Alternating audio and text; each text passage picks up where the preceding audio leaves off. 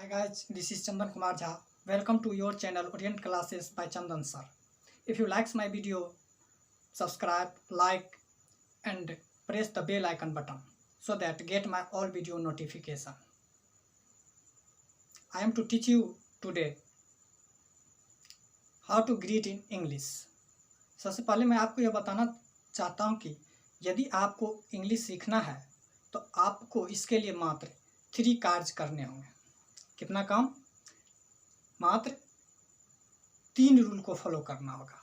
वो 3 रूल है, पहला है आपको संकल्प करना होगा, दूसरा है आपको उस संकल्प को पूरा करने का प्रयत्न करना होगा, तीसरा है कि आपको उस प्रयत्न को तब तक करते रहना होगा जब तक कि आप अपने लक्ष्य तक भली भांति पहुंच न जाएं। ऐसा कहा गया है कि कोशिश करने वालों की कभी हार नहीं होती है, कोशिश करने वालों की कभी हार नहीं होती है, लहरों से डरकर नैया पार नहीं होती है, नैया पार नहीं होती है। इसीलिए हमें यह पूरा विश्वास है कि आप इन तीनों शर्तों को मानने की अवस्थाओं से गुजरने के लिए पूरी तरह से बस यह समझ लीजिए कि आप अंग्रेजी बोलने की कला में निपुण हो गए। अंग्रेजी में एक उक्ति है, well begun is half done, अर्थात कोई भी काम यदि ठीक विधि से शुरू किया जाए तो समझना चाहिए कि आधा काम पूरा हो गया। तो चलिए हम आज अपना वीडियो स्टार्ट करते हैं।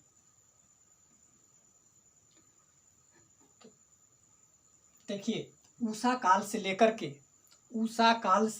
लेकर के दोपहर 12 बजे तक आपको गुड मॉर्निंग कहना है, आपको गुड मॉर्निंग कहना है। सबसे पहले मैं आपको यह बता देना चाहता हूं कि इसमें से बहुत सारे बच्चे ऐसे होंगे जिन्हें ग्रीट करना आता होगा।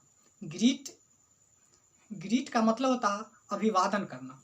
ग्रीट का मतलब होता है अभिवादन करना, जिसमें भारत में सभी अवसरों पर हिंदी में नमस्ते या नमस्कार कहा जाता है, उर्दू में अस्सलाम वालेकुम कहा जाता है, पंजाबी में सत श्री अकाल कहा जाता है। लेकिन इंग्लिश में ऐसा नहीं है। इंग्लिश में अलग अलग समय में अलग अलग तरीके से अभिवादन करने का प्रचलन है। आज हम आपको वही बताने जा रहे हैं। तो उषा काल से लेकर के दोपहर 12 बजे तक आप क्या कहेंगे? क्या कहिएगा? गुड मॉर्निंग, गुड मॉर्निंग कहेंगे।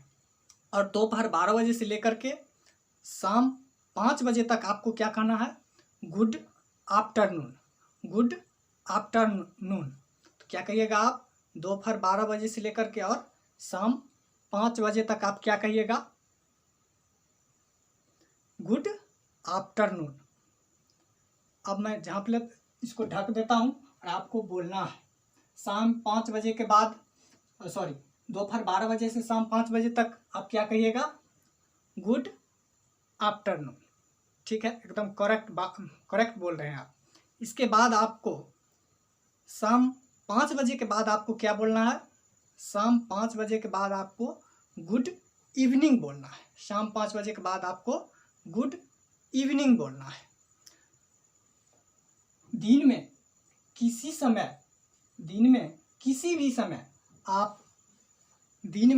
भी समय आप good day to you sir बोल सकते हैं। Good day to you sir बोल सकते हैं। इसका मतलब हुआ क्या? अच्छा सर चलते हैं, अच्छा सर चलते हैं। अगर आप किसी से मिलते हो तो आपको बोलना चाहिए please to meet you, please to meet you. अगर आप ऐसा नहीं बोलते हैं तो आप अंग्रेजी में असभ्य कहे जाएंगे। प्लीज़ टू मीट यू का हिंदी होता है आपसे मिलकर प्रसन्नता हुई या आपसे मिलकर बड़ी खुशी हुई। इसके बाद चलिए, आपको किसी भी समय अपने मित्रों एवं बराबरी के लोगों के साथ आप हाय या हेलो कह सकते हैं। हाय या हेलो कह सकते हैं। मान के चलिए, हाय रीता, हाय अंकुर, हेलो रीता, हेलो अंकुर, आप बोल सकते हैं। अगर आपसे कोई बड़ा हो और उसके साथ आपका व्यवहार मित्रवत हो तो आप अपने से बड़ों को भी हाय या हेलो कह सकते हैं, हाय या हेलो कह सकते हैं।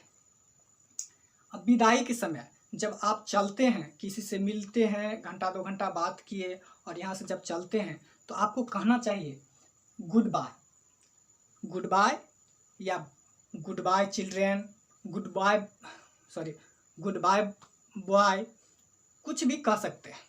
कुछ भी का मतलब हुआ goodbye Ankur, goodbye Rita, goodbye Faria, तो आप चलते वक्त ये कह सकते हैं। उसके उत्तर में आपको भी बाय बाय कहना चाहिए। उसके उत्तर में जब कोई कहे गुड बाय चिल्ड्रेन तो आप भी बाय बाय कह सकते हैं। बाय बाय का मतलब हुआ अच्छा, गुड बाय का मतलब हो गया अच्छा चलते हैं।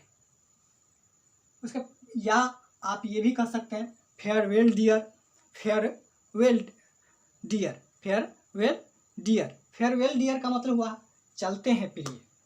या आप बाय सी यू या सो लॉन्ग ये भी कह सकते हैं। बाय सी यू या सो लॉन्ग भी कह सकते हैं। इसका मतलब हुआ अच्छा फिर मिलेंगे, अच्छा फिर मिलेंगे। हिंदी और अंग्रेजी में संबोधन का कुछ अंतर है, उसे भी आपको याद रखना चाहिए। वो क्या अंतर है यहाँ देखिए। ग्रैंड फादर को संक्षेप में आप ग्रैंड पा भी कह सकते हैं। ग्रैंड मदर को आप संक्षेप में ग्रैंड माँ भी कह सकते हैं। इसके बाद आप मदर के लिए मॉम या मम्मी का भी प्रयोग कर सकते हैं। इसके बाद है चाचा, ताया, मामा, मौसा, फूफा, इन सभी को आप अंकल, एक वर्ड अंग्रेजी में है अंकल, इसी का प्रयोग होता है। उसके बाद है चाची, ताई, मामी, मौसी, बुआ, इन सभी के लिए भी एक ही वर्ड है आंट, आंटी या AUNTI आंटी कह सकते हैं। आंटी दो तरह से लिखा जाता है, एक है AUNTY आंटी, एक है AUNTIE आंटी। तो इनमें से आप किसी का भी प्रयोग कर सकते हैं। किसी भी पुरुष के लिए आदर सूचक शब्द सर है। अगर किसी भी पुरुष को आप आदर देना चाहते हैं तो उनको आप सर से संबोधन कर सकते हैं। इसके बाद है किसी भी महिला के लिए आदर सूचक शब्द मैडम है। किसी भी महिला को यदि आप आदर देना चाहते हैं तो उनको आप मैडम बुला सकते हैं। चचेरे, ममेरे, मौसेरे, फुफेरे, भाई बहन को आप कजन कहेंगे। कजन ब्रदर या कजन सिस्टर नहीं कहेंगे, सिर्फ कजन कहेंगे। विवाहित महिला के नाम या उपनाम के पहले मिसेज MRS मिसेज लगाया जाता है और अविवाहित महिला के नाम या उपनाम के पहले मिस MISS मिस का प्रयोग किया जाता है। और MS मिस का प्रयोग किसी भी महिला, वो विवाहित हो या अविवाहित हो, उसके नाम के पहले आप MS मिस का प्रयोग कर सकते हैं। तो आज का वीडियो बस इतना ही तक।